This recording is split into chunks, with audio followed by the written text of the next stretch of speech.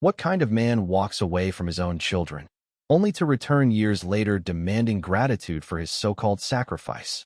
That question haunted Sarah as she stood in her cramped kitchen, staring at the letter trembling in her hands. Her brother, Jake, had scrawled his name at the bottom, the same careless signature she remembered from their childhood. But this wasn't a note from the boy who once shared her secrets.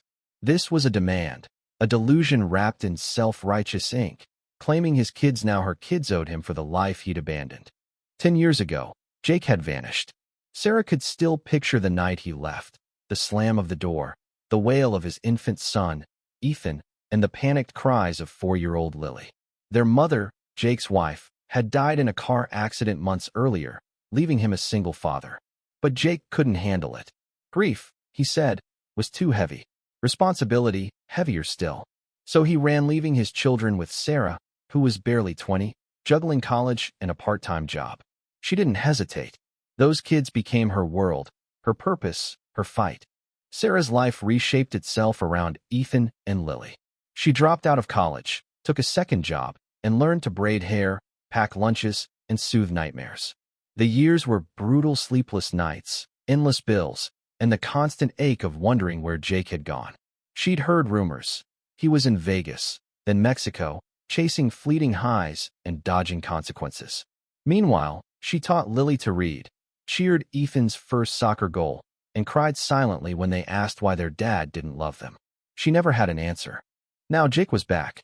The letter arrived unannounced, its tone dripping with entitlement. He claimed he'd sacrificed his freedom to find himself so his kids could have a better life.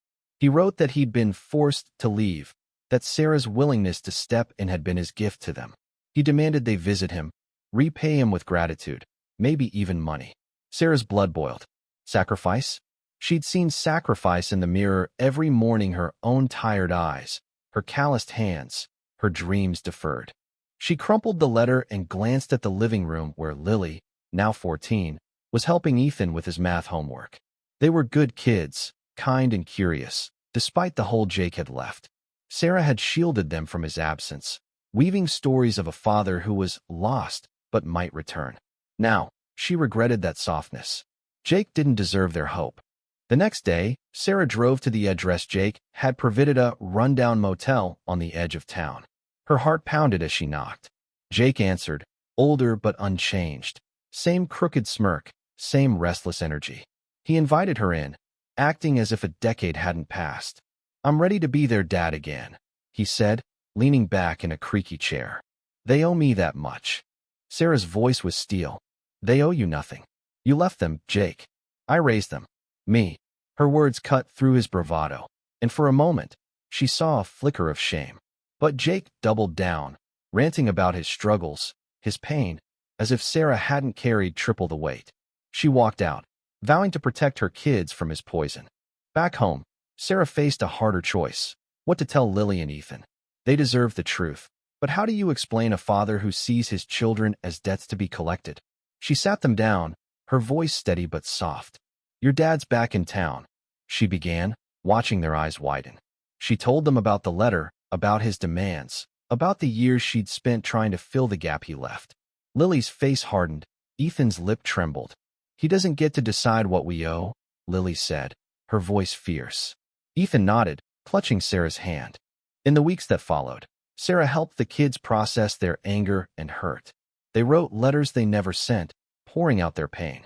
Sarah framed their family photos once, without Jake reminding them of the love they'd built together.